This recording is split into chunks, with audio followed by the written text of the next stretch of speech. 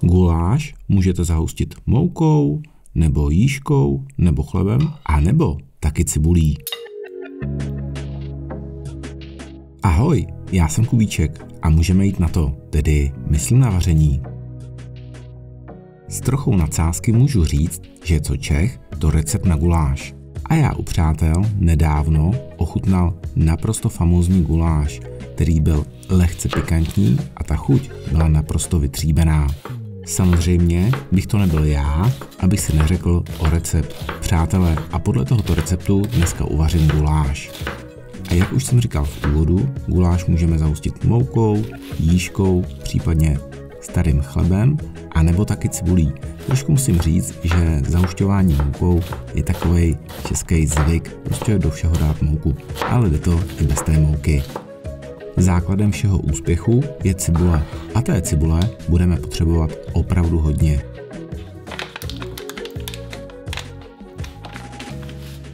Ideální poměr k masu je 1:1, myslím váhově, to znamená na kilo masa, kilo cibule. Samozřejmě, pokud máte rádi hodně omáčky, tak té cibule můžete dát i více.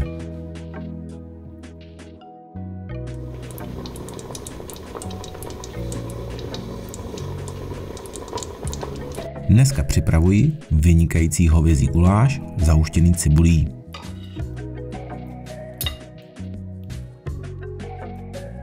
Cibuli jsem pokrájel na malé kostičky a cibuli orstuji na sádle. A na guláši je to nejdůležitější správné orestování cibule, které trvá poměrně dlouho. První pravidlo je, vemte si velký hrnec, který má hodně široké dno. Klidně můžete vzít i širokou pánev. Druhé, snad ještě důležitější pravidlo je, že cibule se nesmí dělat moc prudka. To znamená, plotínku musíte mít rozpálenou tak na 60 až 70% výkonu, víc ne. Protože by se vám mohla cibule spálit a zhořknout. Cibuli z začátku nemusíte ani moc míchat, to potřebuje až ke konci, a mezi tím, aby jsme jen tak nezaháleli, tak si připravíme maso, které nakrájíte na 2 až 3 cm velké kousky. A jaké maso? To je trošku těžký, každý vaří guláš z jiného masa. Já to vařím z klišky, anebo ještě dobré to je z krku. Blány a to tlusté prostě nevykrajuju. To patří do guláše. To tlusté a blány tomu guláši dají takovou ultimátní chuť. Prostě v tom tlustém jsou ty nejlepší chutě. Pokud byste to vykrajovali, tak vám doporučím jednu věc. Guláš nedělejte z klišky, ale z panenky. A nebo radši ho nedělejte vůbec. Samozřejmě, myslím to trošku ironicky.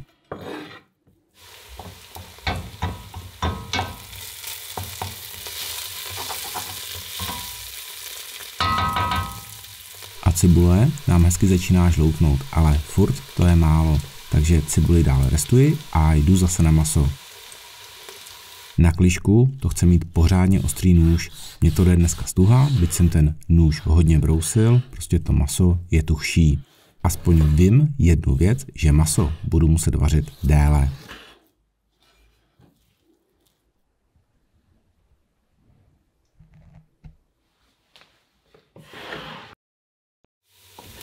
A jdeme zase na cibuli.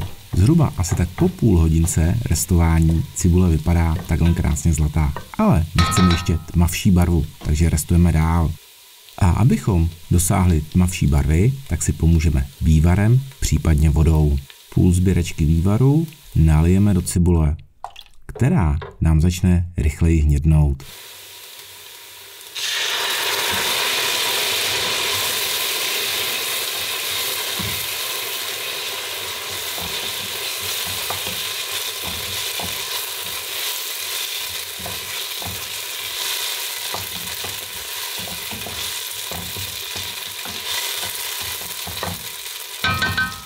Vývar nechám odpařit a zase přileju vývar, který zase nechám odpařit.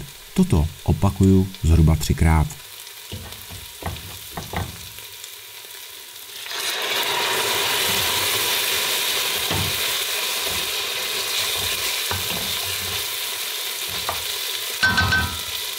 Super, to je ta správná barva.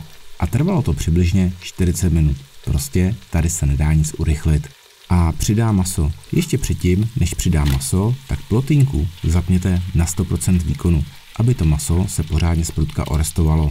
Tím se maso zatáhne a udrží si víc šťávy.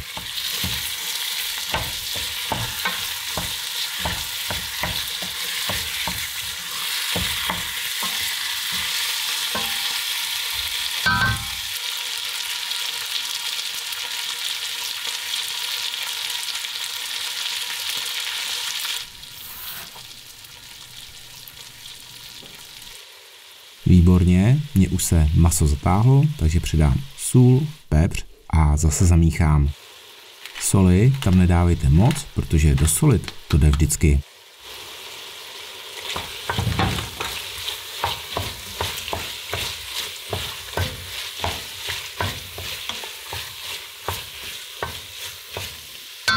A dále guláš dochucuju kmínem, já tam dávám celý kmín, protože ten guláš se bude ještě poměrně dlouho vařit, takže ten kmín krásně zmykne, ale klidně tam můžete dát i drcený kmín. Rajský protlák, nikdo ho tam nedává vůbec, já tam dávám přibližně 1 lžici.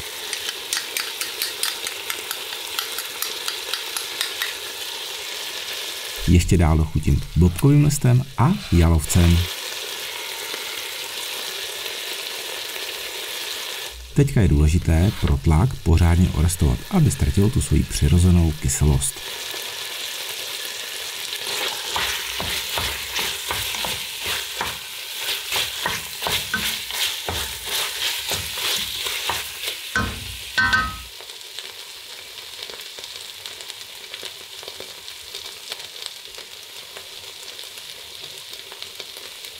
A jdeme dál ochucovat guláš. Do guláše dále přidávám špetku chili, to je dobrovolné, pokud máte rádi pikantní guláš, tak to tam klidně dejte, a sladkou papriku.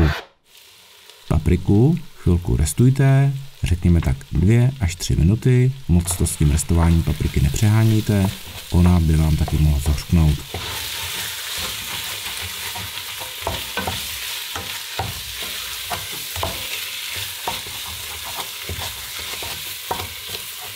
Papriku už mám orestovanou a teďka do guláše přidám vodu nebo vývar.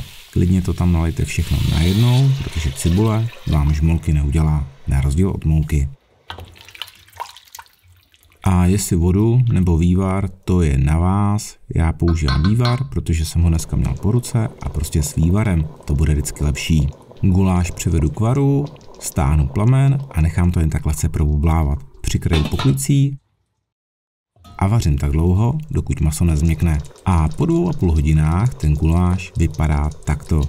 Guláš zahuštěný cibulí má ještě jednu výhodu. Ono ho nemusíte moc míchat, to znamená, že nechte to jenom probublávat a třeba jednou za půl hodiny ten guláš zamíchejte. A ještě jdeme ten guláš pořádně dochutit. Guláš dochucuju ještě propasírovaným česnekem, který tam přidávám nakonec, aby si zachoval tu svoji krásně výraznou chuť. A potom tam přidám ještě majoránku. Provářejte to zhruba asi tak 1 minutu, je to takový kompromis mezi ostrou chutí a tím, aby ten guláš se vám potom neskazil od té majoránky.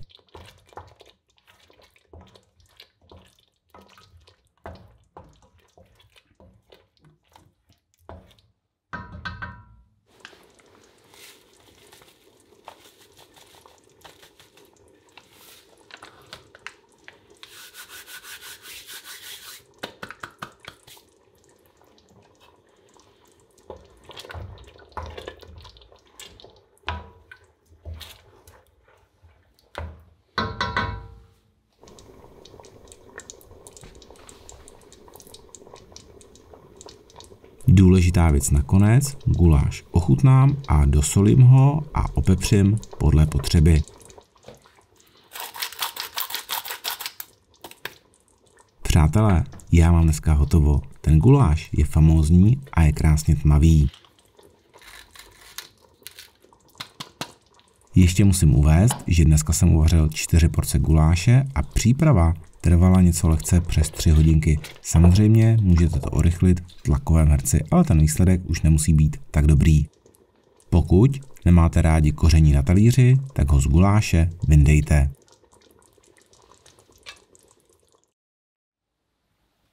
A můžeme servírovat. Guláš můžeme podávat s houskovým knedlíkem, případně čerstvým chlebem.